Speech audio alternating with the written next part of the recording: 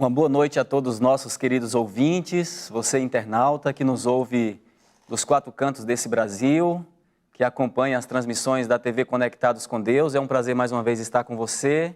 Nosso desejo é que a palavra de Deus fale ao seu coração nesta noite e que o Senhor possa apresentar-nos o seu propósito para o qual nós estamos aqui reunidos para transmitir a sua palavra. Eu quero convidar você que está com sua Bíblia em sua casa, aonde você estiver, a acompanhar conosco a leitura na Palavra de Deus, na Bíblia Sagrada, no Evangelho narrado segundo João, no capítulo 8, nós vamos ler a partir do versículo 1. A tela também vai fazer a projeção desse texto, acompanhe comigo. Jesus, porém, foi para o Monte das Oliveiras. Ao amanhecer, ele apareceu novamente no templo, onde todo o povo se reuniu ao seu redor. E ele se assentou para ensiná-lo. Os mestres da lei e os fariseus trouxeram-lhe uma mulher surpreendida em adultério. Fizeram-na ficar em pé diante de todos e disseram a Jesus: Mestre, esta mulher foi surpreendida em ato de adultério. Na lei, Moisés nos ordena apedrejar tais mulheres. E o Senhor, que diz? Eles estavam usando essa pergunta como armadilha, a fim de terem uma base para acusá-lo. Mas Jesus inclinou-se e começou a escrever no chão com o dedo. Visto que continuavam a interrogá-lo, ele se levantou e lhes disse: Se algum de vocês estiver sem pecado, seja o primeiro a atirar a pedra nela. Inclinou-se novamente e continuou escrevendo no chão. Os que o ouviram foram saindo, um de cada vez, começando com os mais velhos. Jesus ficou só, com a mulher em pé diante dele. Então Jesus pôs-se em pé e perguntou-lhe: Mulher, onde estão eles? Ninguém a condenou? Ninguém, Senhor, disse ela. Declarou Jesus: Eu também não a condeno. Agora vá e abandone a sua vida de pecado. Amém. Com atenção, a mulher ouviu aquelas palavras e entendeu perfeitamente o que elas queriam dizer. Ela sabia que estava doente, entorpecida pelo efeito do pecado, e reconheceu também que estava sendo agraciada com o perdão. Aquele era o único remédio capaz de curá-la. Sem vacilar, ela então o aceita e naquele momento, confiante na eficácia daquele remédio, ela o experimenta e passa a viver segundo, depois de ter ouvido as palavras de Jesus que não a condenava e que ela abandonasse a sua vida de pecado, ela passa então a receber o efeito daquele remédio na sua vida e aquelas palavras reagem sobre ela imediatamente. E ela começa a sentir os seus efeitos e é curada por aquelas palavras. Como é maravilhoso o perdão de Deus. Na verdade, o perdão foi oferecido por aquele que pagou o preço dos nossos pecados. E é o único que poderia fazê-lo e espera que em gratidão nós possamos então lutar para vencer aquilo que nos destrói e também que o entristece. Um perdão que suprime a dor da culpa, que mostra que é possível recomeçar, um perdão que nos mostra que se você continuar vivendo esta vida de pecado, se nós continuarmos, ela vai nos dominar, mas somente em experimentá-lo nós teremos a verdadeira paz de espírito. Foi no reerguimento daquela alma caída que Jesus realizou o maior de seus milagres, porque ali ele estava curando alguém que estava gravemente ferido pela maior de todas as enfermidades, que é o pecado que leva à morte eterna. Essa história é muito linda, queridos. Eu sei que você, ao olhar para a vida de alguém que estava prestes a morrer, que seria destruído por algozes, homens que estavam ali tramando contra o mestre, mas que de fato poderiam querer sim tirar a vida daquela mulher, mas maravilhosa como seja esta experiência que ela viveu naquele momento, esse é apenas o início do processo da salvação. Há muito mais que ainda precisava acontecer na vida daquela mulher. porque depois do perdão, a vida continua. E se ela continuasse a viver a mesma vida de pecado que ela estava vivendo antes, ela continuaria sendo a mesma miserável pessoa que estaria condenada pela lei que sentencia à morte todo aquele que a transgride. Sim, depois do perdão é preciso vivenciar uma nova fase. Do que precisamos então, quando nós experimentamos o perdão de Deus? Depois dele vem a santificação, que é o crescimento na graça, o desenvolvimento do caráter cristão, a experiência que nós precisamos viver depois de que somos completamente perdoados. Agora nós precisamos experimentar a ajuda que Deus oferece para que vivamos uma vida santa, uma vida de santificação que nos habilita a fazer plenamente a sua vontade e viver uma vida feliz. Essa santificação, no entanto, não é um processo automático que acontece conosco. Na verdade, nós precisamos participar ativamente desse processo. Isso não é algo involuntário que acontece conosco de forma espontânea, não. Nós precisamos cumprir certas condições que Deus estabelece e, sobretudo, com a sua ajuda, Ele vai, então, dar-nos o poder de cumprir aquilo que Ele deseja.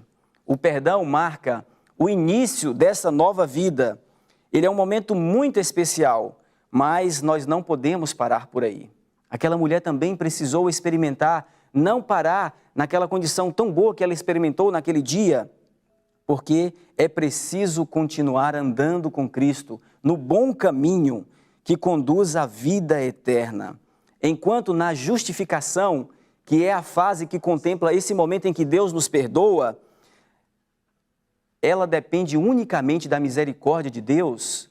Na santificação, que é a etapa seguinte, ela vai envolver uma cooperação entre Deus e o ser humano. Se eu não cooperar com Deus para esse processo de salvação na minha e na sua vida, eu não poderei experimentar a bênção toda especial que Deus tem para mim enquanto eu estiver andando ao lado de Jesus. E o apóstolo Paulo, com sábias e inspiradoras palavras, falou sobre essa experiência na sua vida de procurar o tempo todo entregar-se a Deus, entregar a Ele a sua vontade, o seu querer. E ele diz que quando ele fazia isso, ele pôde experimentar que o poder de Deus agia na sua vida e tudo acontecia com ele por causa do poder de Jesus que o fortalecia. E para você, como funciona essa experiência? Você acredita que isso é uma possibilidade em sua vida? Para muitas pessoas, a santidade é como se fosse um objetivo inatingível. Muito cuidado com esse pensamento. Esse tipo de ideia reage sobre nós, porque, segundo diz a palavra de Deus, como você imagina na sua alma, assim é. Saiba que você nunca vai conseguir alcançar um objetivo se você não propor ele para você. Portanto, é preciso que você pense que a santidade sim é possível. É importante que você saiba que Jesus está te convidando para ser santo como Ele é santo. E essa experiência sim é possível. Nós nunca conseguiremos alcançar esse objetivo se nós não colocarmos isso como um objetivo em nossa vida. Nós não seremos santificados, nós não permitiremos que Deus nos santifique se nós não propusermos a santidade como um objetivo, um alvo em nossa vida. E você, tem orado a esse respeito? Tem falado com Deus acerca dessa vontade que Ele tem para a sua vida? A santidade é algo que muitos não têm se preocupado em viver essa nova vida de você que tem experimentado o perdão de Deus, que até consegue marcar um momento na sua vida em que Deus falou contigo poderosamente e te mostrou o interesse que Ele tinha pela sua salvação, pelo seu bem-estar, pela vida eterna que Ele quer te dar. Mas quantas vezes nós descuidamos, somos indiferentes ao amor que Jesus tem por nós, aos objetivos que Ele traçou em sua palavra e nos mostra claramente acerca da alegria que Ele tem de te ver fazendo a sua vontade, da tristeza que Ele sente quando você faz aquilo que não agrada. Porque muitos não pensam que isso é possível, essa experiência não acontece em suas vidas. Além disso, existe um outro motivo que eu quero partilhar com você nesta noite, Está revelado na carta do apóstolo Paulo aos Romanos, no capítulo 12 e o versículo 2. Eu quero te convidar a ler comigo neste momento. Não se amoldem ao padrão deste mundo, mas transformem-se pela renovação da sua mente, para que sejam capazes de experimentar e comprovar a boa, agradável e perfeita vontade de Deus. O cristão não deve viver de acordo com os costumes deste mundo, como ele costumava fazer enquanto vivia a vida da carne, antes da sua conversão. Na verdade, ele deve agora experimentar uma nova fase na sua vida, uma transformação em seu viver por meio da renovação da sua mente, conforme falou o apóstolo Paulo. É preciso nós lembrarmos e entendermos que esse processo começa primeiro na nossa mente. A santificação deve começar primeiro na nossa mente. E ela vai então resultar numa transformação de todo o nosso ser. O apóstolo Paulo diz que o nosso espírito, alma e corpo deverão ser conservados irrepreensíveis. Vai sim precisar haver uma mudança em nossa vida. Os nossos desejos egoístas terão que ser abandonados. A nossa vontade própria terá que ser renunciada, porque muitas vezes essas coisas não contribuem para que estejamos fortes, cumprindo a todo tempo a vontade de Deus. Certas coisas diminuem a nossa fortaleza, debilita o nosso entendimento e atrapalha sobretudo, o nosso desenvolvimento mental e espiritual. Acerca desse plano de Deus para a nossa vida, de que o nosso corpo, a nossa alma e o nosso espírito cumpram perfeitamente a vontade de Deus, que haja uma consagração completa em nosso ser, Satanás sabe muito bem que é preciso que você vigie e, portanto, ele empreende grandes esforços, dirige as suas tentações para a debilitação e degradação da sua natureza física.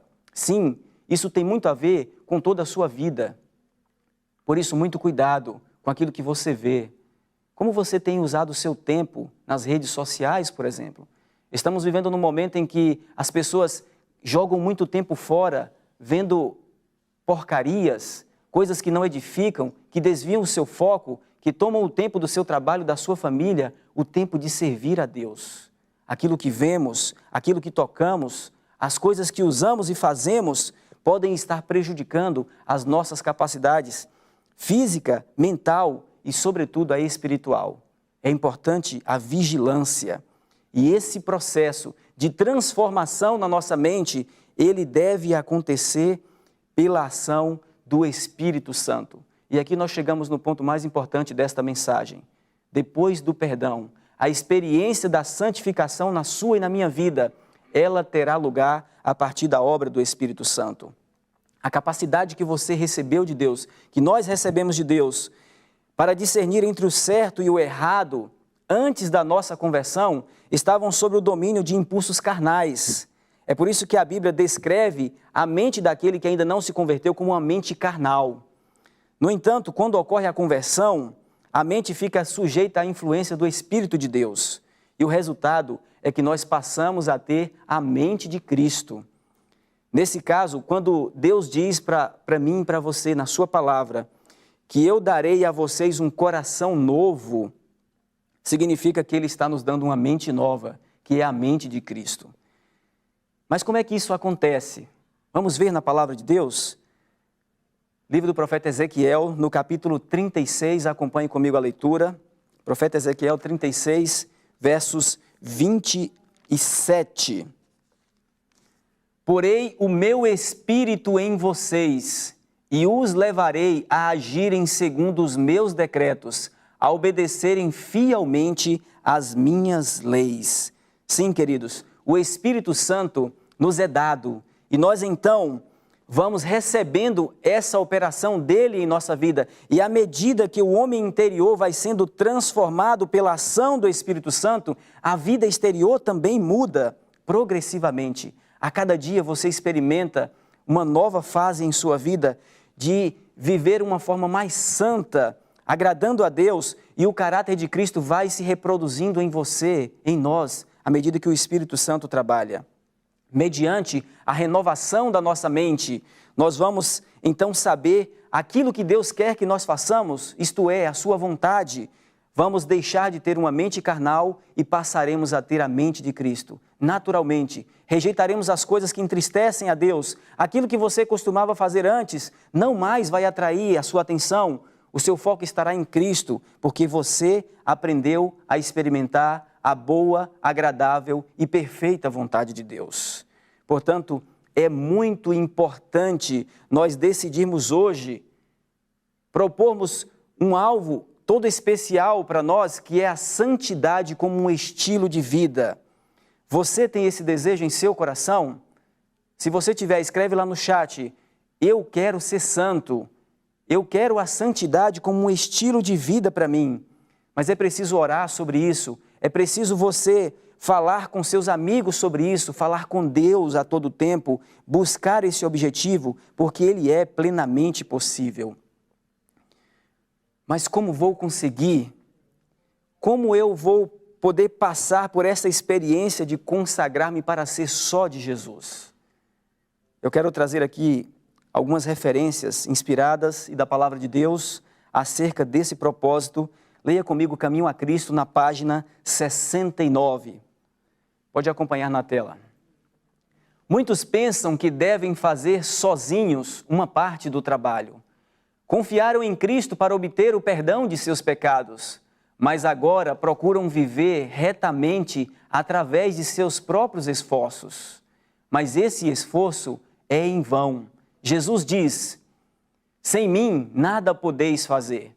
Nosso crescimento na graça, nossa alegria, nossa utilidade, tudo depende da nossa união com Cristo.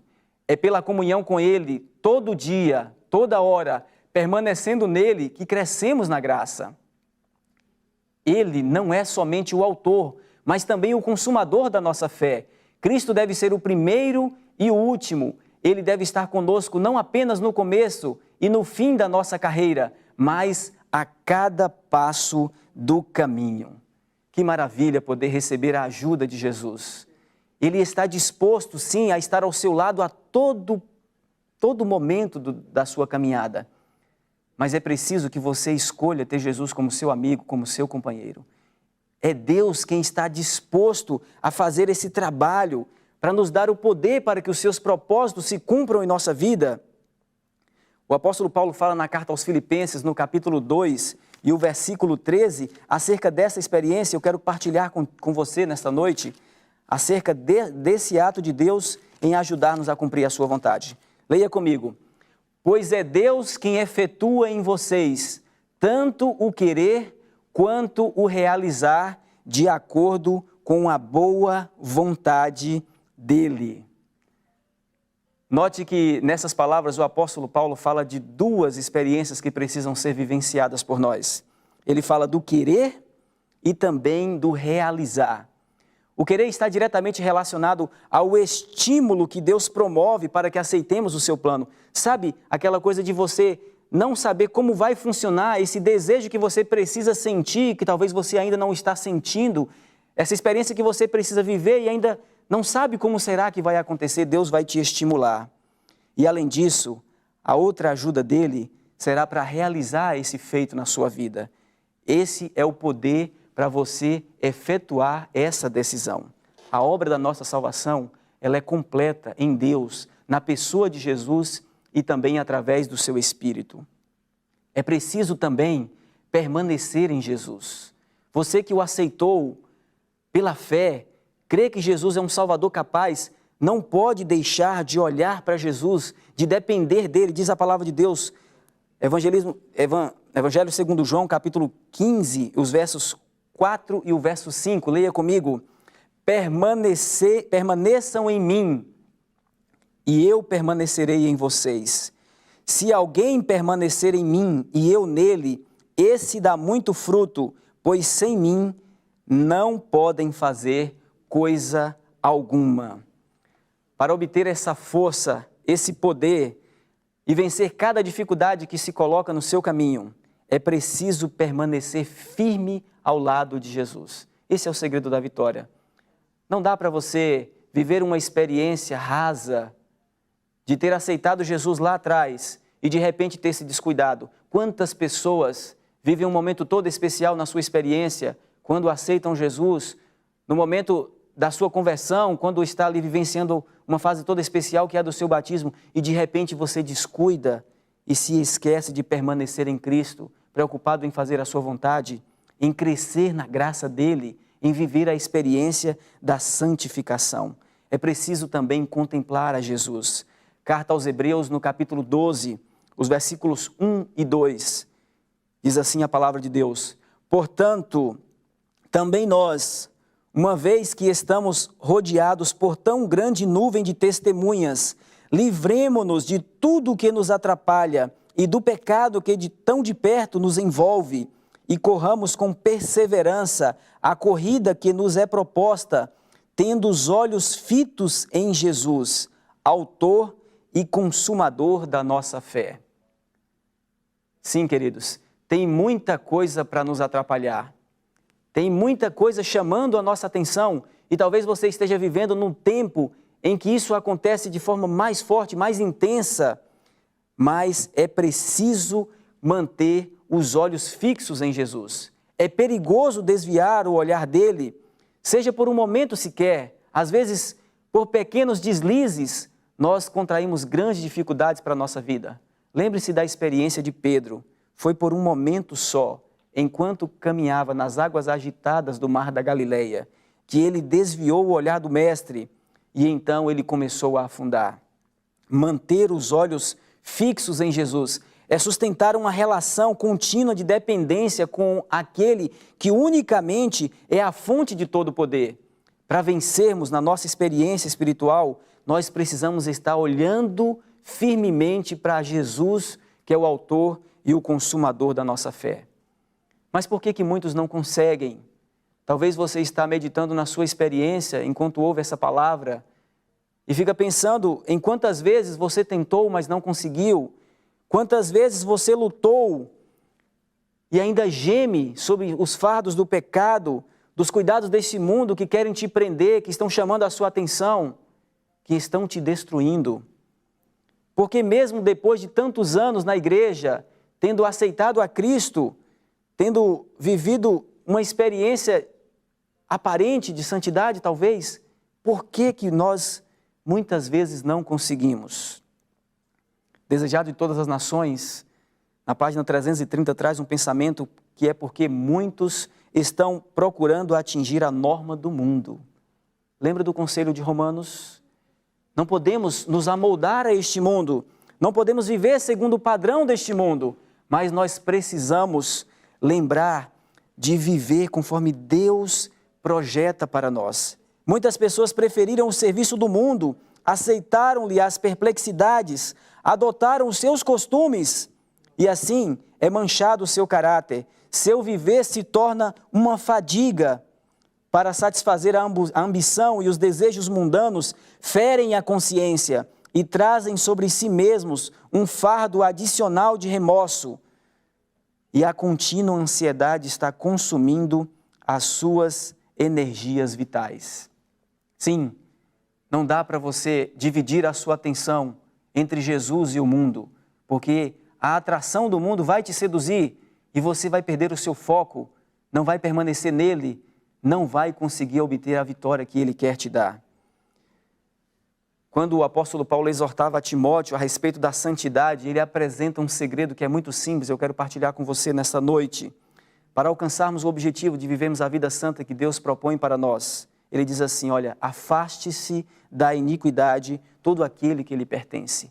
Tem pecados acariciados na vida de muitos que enquanto eles não o abandonarem, não conseguirão obter a vida santa e pura, que é a que deverá ser experimentada por todo aquele que quer ver a face de Jesus, que quer habitar nos céus, depois nessa terra transformada e viver eternamente feliz. Se você é jovem e luta contra muitos interesses, contra muitas coisas que estão chamando a sua atenção, eu quero trazer para você uma palavra de Deus nessa noite, para que você viva uma vida pura. Como é que você pode, jovem, manter pura a sua conduta, a sua vida?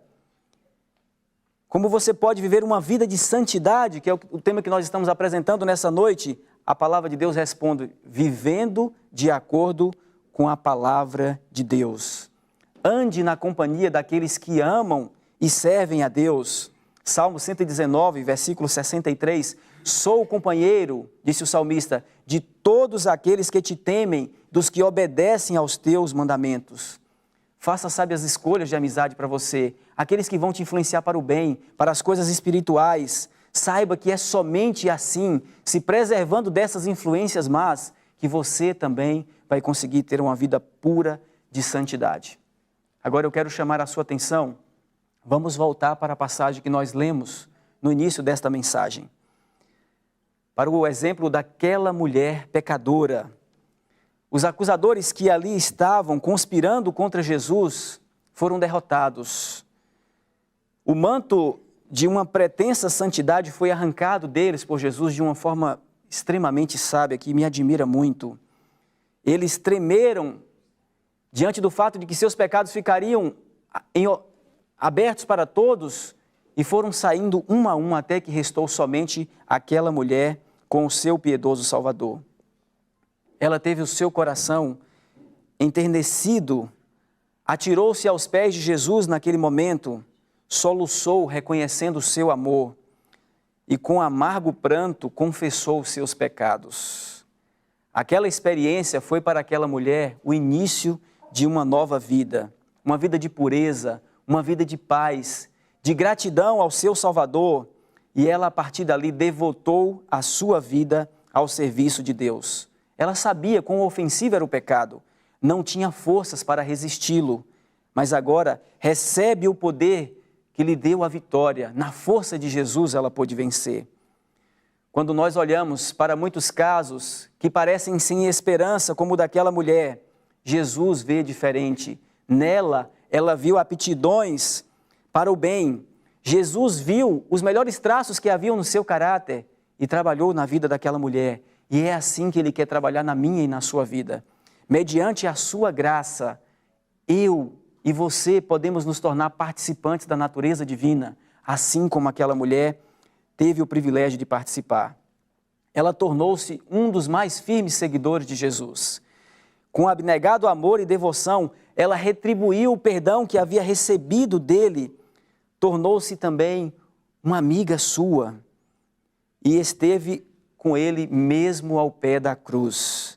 É isso que o amor de Deus faz. Gera gratidão, reconhecimento e um serviço que é oferecido por amor.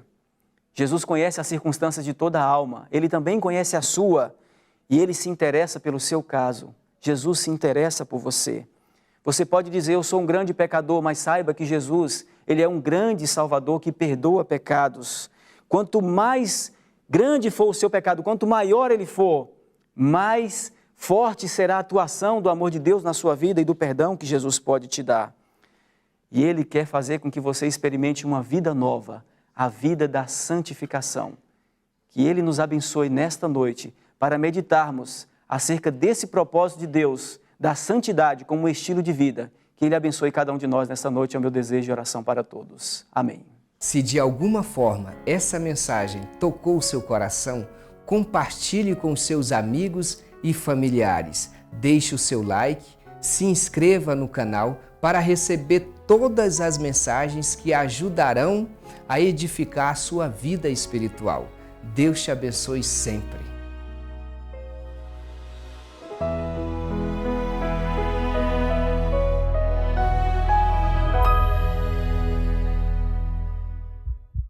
Se de alguma forma essa mensagem tocou o seu coração, compartilhe com seus amigos e familiares. Deixe o seu like, se inscreva no canal para receber todas as mensagens que ajudarão a edificar a sua vida espiritual.